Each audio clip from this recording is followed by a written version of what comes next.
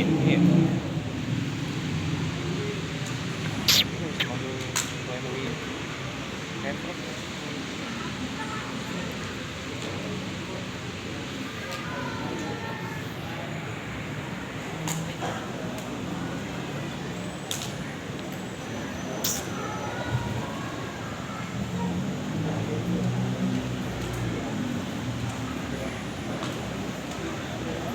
Assalamualaikum warahmatullahi wabarakatuh.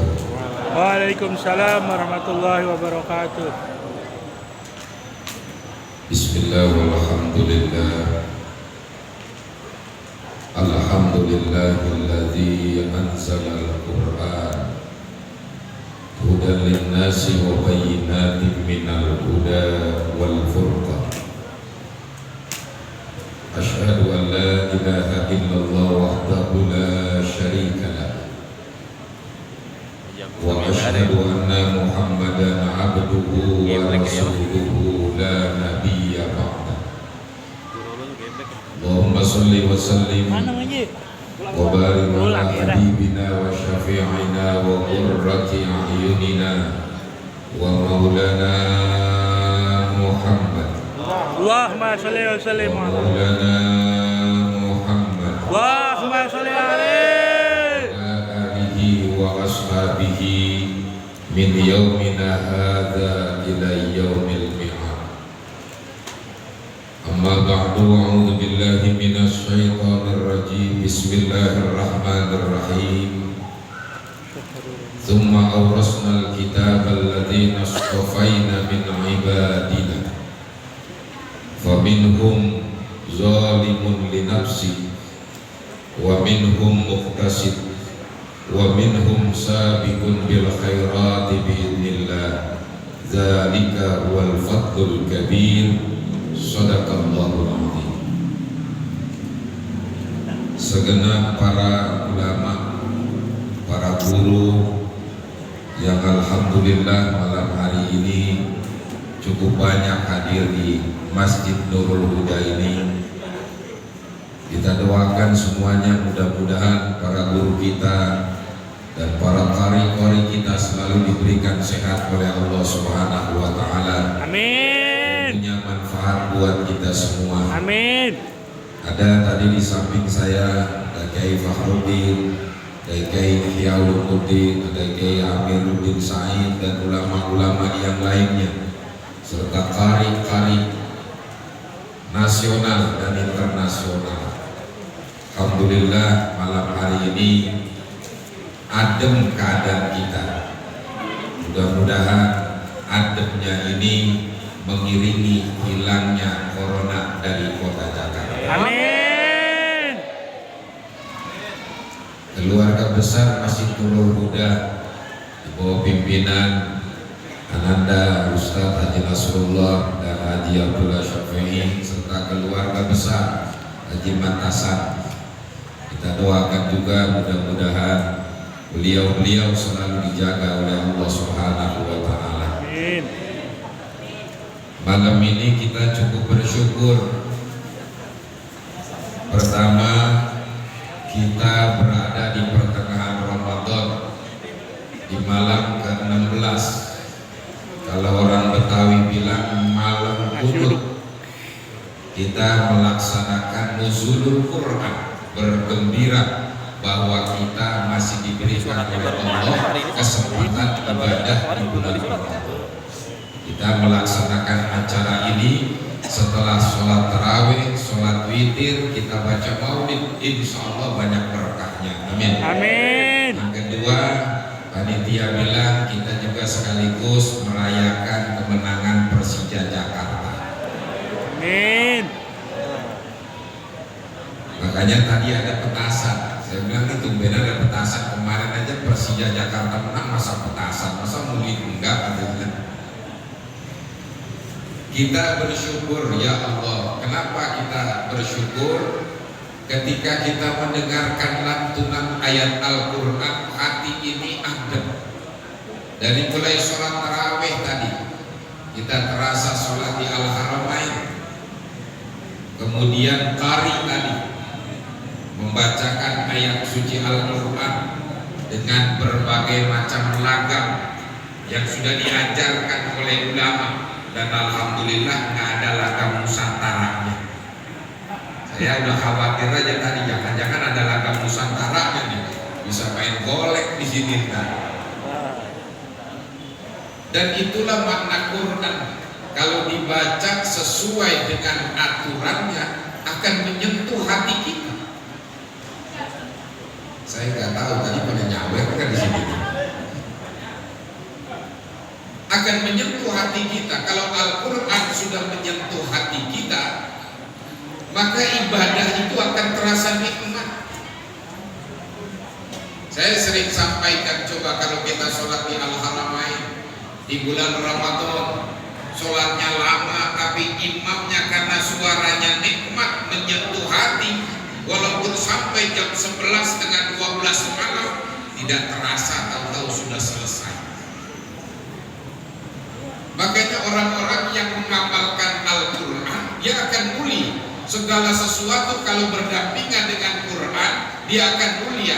Kenapa Ramadan ini menjadi mulia? Karena Ramadan, di dalam bulan Ramadan Allah turunkan Al-Quran. Orang yang hafal Al-Quran, mengamalkan Al-Quran, hidupnya akan berkah. Maka Nabi pernah memberikan nasihat. Apa kata Nabi? Taraktu fikum wa'izain, aku tinggalkan kepada kalian dua nasihat, natiqan wa samitan, nasihat yang bisa berbicara dan tidak bisa berbicara. Fannatiqul Quran, kata Nabi, yang bisa berbicara adalah Al-Quran. Makanya kalau kita mau dialog sama Allah bisa. Bagaimana cara kita berdialog kepada Allah? Kalau Nabi Musa bisa berdialog kepada Allah, dan Nabi Musa termasuk Nabi yang bisa bicara dengan Allah, wa kallamallahu Musa taklima. Kita umat akhir zaman bisa berdialog dengan Allah. Kapan? Ketika kita baca Quran, ketika itulah kita sedang berdialog dengan Allah. Makanya kesempatan Quran. Kalau Ramadan ini Quran laku, dan di luar Ramadan Quran baru nyelip lagi datang di atas jendela. Begitu Ramadan akan datang baru dibuka lagi pada berdebu untuk Quran. Al-Quran ini pegangan. Maka kata Nabi, fa in ushkila alaikum amrun farji'u ilal Quran was sunnah. Kalau kau menghadapi masalah apapun yang kamu hadapi, masalah keluarga, masalah kampung, masalah daerah, masalah negara, farji'u ilal Quran was sunnah, kembali kamu kepada Al-Quran, maka masalah akan selesai. Di Indonesia kenapa masalah bertubi-tubi maka selesai-selesai? Orang udah jauh sama Quran. Banyak pemimpin-pemimpin yang sudah gak ngeroin Al-Quran lagi. Bahkan kadang-kadang suka benci dengan ahli Quran, gak suka dengan ulama. Jangan sampai kita dalam hidup ini tidak suka sama ulama, karena ulama inilah yang selalu minta, mohon kepada Allah, yang takut kepada Allah. Innama yakhshallaha min ibadihil ulama, yang takut kepada Allah adalah para ulama. Kalau zaman Nabi dan Rasul, kalau ada umatnya bermasalah, minta didoain, datang kepada Nabi dan Rasul. Kalau kita, Nabi sudah meninggalkan kita, siapa sebagai penggantinya? Al-ulama warasatul Anbiya. Dulu pernah di zaman Nabi Musa.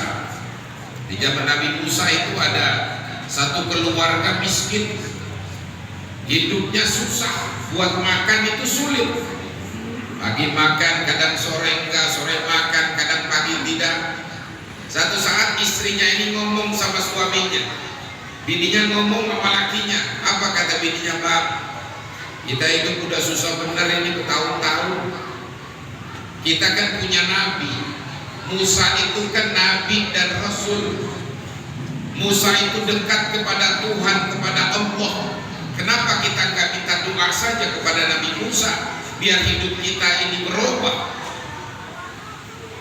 Akhirnya keluhan istrinya ini ditanggapi sama suaminya. Baik kalau gitu, ayo kita datang ke Nabi Musa.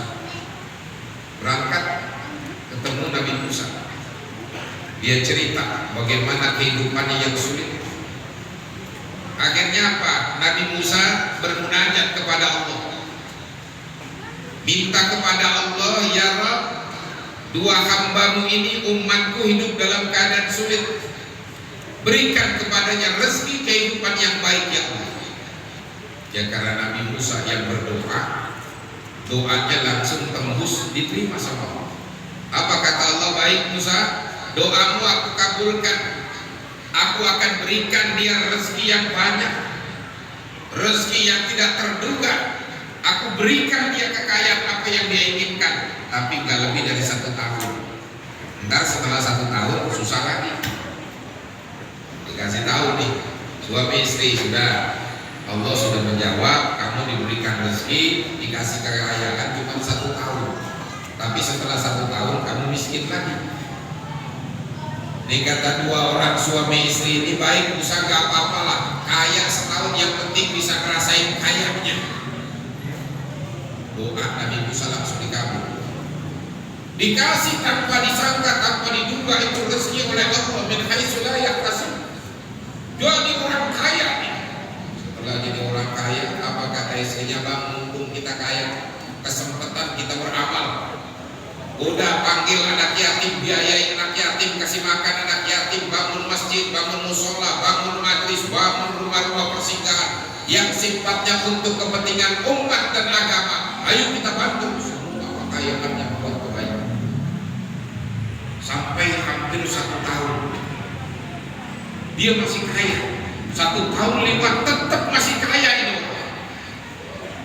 Sampai hampir 2 tahun masih kaya. Nabi Musa ada bingung. Kata Allah, ini orang kaya cuma setahun. Nah ini 2 tahun masih kaya aja. Nabi Musa nanya sama Allah, ya Rabb, mau tanya ya Rabb, bukannya protes, mau tanya ya Allah, itu hambamu yang dulu kau janjikan kaya 1 tahun, dia sudah merasakan kaya, tapi sekarang udah sampai 2 tahun dia masih dalam keadaan kaya, bahkan lebih kaya. Kenapa ya Allah? Apa kata Allah? Ya Musa, dulu memang aku janjikan dia hidup 1 tahun kaya, aku buka 1 pintu rezeki kepadanya. Tapi ketika aku buka 1 pintu rezeki kepadanya, dia buka pintu-pintu rezeki lainnya buat orang lain, sehingga malu aku kalau hambaku membukakan pintu rezeki buat orang lain yang begitu banyak, aku harus tutup pintu rezekinya. Aku malu kepada diriku, maka aku biarkan dia kaya selama-lamanya. Masya Allah. Ini ada 2 pelajaran nih dari cerita ini. Pertama, kalau minta doa sama orang soleh, datang sama orang-orang yang soleh, sama ulama. Permasalahan apapun kalau terjadi kembali kepada Quran. Yang memahami Quran adalah para ulama. Makanya jangan benci sama ulama. Kalau kita benci sama ulama, hidup kita ini akan sengsara. Hidup kita akan sengsara, percaya. Coba kita lihat berapa negara-negara maju, negara-negara Islam yang mereka cinta kepada para ulama, hidup mereka berkah semua. Bagaimana berkahnya masyarakat Turki, bagaimana berkahnya masyarakat Saudi, masyarakat negara-negara Qatar dan lain sebagainya. Mereka yang cinta dengan para ulama, yang cinta kepada ahli Quran. Memang orang yang menerima Al-Quran, Allah sudah gambarkan ada 3 macam manusia katanya. Aku wariskan Al-Quran kepada hamba-hambaku. Tapi yang nerimanya 3 orang. Kata yang pertama, zalimun li nafsi. Ada orang yang zalim kepada dirinya, nggak mau pakai nilai ajaran Al-Quran. Orang nggak mau pakai nilai ajaran Al-Quran, nggak mau pakai nilai-nilai ajaran Islam. Sekarang sudah ada upaya nilai-nilai Islam ini mau dihilangin. Apalagi kemarin kita cukup kaget juga, semacam Bakal Syekh Hasyim Asy'ari, namanya itu sampai dihilangin, dan beberapa ulama lainnya yang telah berjasa untuk negara kita ini. Sementara beberapa tokoh PKI malah ditampilkan. Ini ada apa sebenarnya? maka kita cetak ahli Al-Quran. Ada orang yang benci dengan Al-Quran, zalim kepada diri. Wa minhum muqtasid, ada yang setengah-setengah, kata Allah. Siapa yang setengah-setengah? Kalau kira aturannya enak buat dirinya dipakai, kalau kira nggak enak nggak dipakai. Ini namanya setengah-setengah. Yang enak dipakai, nggak enak nggak dipakai. Tapi ada golongan yang ketiga, wa minhum sabiqun bil khairat. Di antara mereka ada yang berlomba-lomba melakukan kebaikan. Dengan nilai anjuran Al-Quran, mereka melakukan kebaikan. Itu orang yang mulia. Makanya kembali orang yang tidak suka dengan Al-Quran, dengan ayat-ayat Quran, dengan peringatan-peringatan Allah, Allah sudah ancam, wa man a'rada an dzikri fa inna lahu ma'isyatan dhanka wa nahsyuruhu yaumal qiyamati a'ma. Siapa yang bertolak belakang, menolak, tidak menerima dari peringatan Allah, apa yang tercantum dalam Al-Quran, akan dikasih penghidupan yang sempit. Jadi orang kalau udah jauh dari agama hidupnya sempit. Wa nahsyuruhu yaumal qiyamati a'ma. Di akhirat dikumpulkan dalam keadaan buta. Kita gak bisa bayangin di mahsyar manusia kumpul dari zaman Nabi Adam sampai umat akhir zaman. Sementara panasnya begitu dahsyat, matahari cuma satu hasta, kita dalam keadaan kuryan khalid, tidak satu helai benang pun nempel di badan kita. Orang pada bingung, dan orang yang jauh dan menolak peringatan Allah dikumpulkan dalam keadaan buta, di tengah-tengah bingung, buta. Coba kita bayangkan, kita nonton bola, kondisi banyak orang, tapi mata kita buta, bingung kita. Begitu orang-orang yang jauh dari Al-Quran, mereka protes, Rabbi lima hasyartani amma wa qad kuntu basira. Ya Rabb, kenapa kami dikumpulkan dalam keadaan buta, padahal dulu waktu hidup di dunia kami dalam keadaan melihat, kami melek. Apa kata Allah? Kadzalika atatka ayatuna fanasitaha wa kadzalika al-yauma tunsa. Demikianlah dulu ketika kamu di dunia, datang peringatan dariku, nasihat dari ulama-ulama, nasihat dari hamba-hambaku yang saleh, peringatan-peringatan dari orang-orang yang saleh, kamu tidak hiraukan, bahkan kamu benci kepada mereka, kamu lupa semuanya dengan nilai Quran. Sekarang kamu aku lupakan kepada Allah. Kata Allah dilupakan. Jadi biarinlah orang-orang sekarang yang benci dengan ulama, benci dengan habaib, nanti tinggal kita lihatin dari akhirat. Kita tinggal tunjuk aja udah di akhirat. Makanya mudah-mudahan kita semua jadi ahli Al-Quran semua, amin. Amin. Ahli Al-Quran itu bukan sekedar qari saja. Kita juga bisa kalau kita rajin membaca Quran, kita memahami Al-Quran. Sekali lagi, Al-Quran yang kesempatan di bulan Ramadan. Di Ramadan, anggaplah ini Ramadan terakhir buat kita. Kayak orang pergi haji, ibadah sungguh-sungguh di Al-Haramain. Kenapa? Karena dia belum tentu bisa menginjak Al-Haramain tadi. Bahkan Ramadan juga demikian. Sekarang kita sudah ada di pertengahan, nggak berasa, tahu-tahu sudah malam 17. Berarti 13 hari lagi kita lebaran. 13 hari lebaran. 13 atau 14 hari itu lebaran kan? Nggak berasa. Ini umur makin, zaman ini makin cepat, umur nggak terasa. Tahu-tahu kita sudah punya anak, tahu-tahu bisa semua rumah cucu. Ini sebagai pelajaran bagi kita semua. Karena itu ini malam yang berkah, malam nuzulul Quran. Malam hari ini kita nanti akan dengarkan qori-qori kita baca Al-Quran dengan syahdu, dengan kita dengarkan nikmatnya. Dan insya Allah kalimat-kalimat thayyibah, ayat-ayat Quran yang diperdengarkan pada malam hari ini, insya Allah malaikat rahmat turun malam hari ini di tengah-tengah kita semua. Amin. Kita doain mudah-mudahan di Masjid Nurul Huda selalu menjadi masjid yang dapat memberikan kemanfaatan buat kita semua. Insya Allah mudah-mudahan sebentar lagi ini membongkar lagi. Kita doain mudah-mudahan pinggir samping sebelah juga akan ditambah lagi. Mudah-mudahan kita doain ya tanah Ragunan bisa diambil lagi buat masjid, bukan diambil, dipinjam, dipakai. Ya tanah Allah kan begitu. Mudah-mudahan bisa dipakai lagi sehingga masjid ini semakin lama semakin baik. Dan kita doain orang-orang yang beramal selalu diberikan kenikmatan oleh Allah saja, mudah-mudahan ada manfaatnya, dan yang benar tentu datangnya dari Allah, yang salah tentu dari pribadi saya. Saya mohon maaf yang seluas-luasnya. Wallahul muwaffiq ila aqwamit thoriq. Wassalamualaikum warahmatullahi wabarakatuh.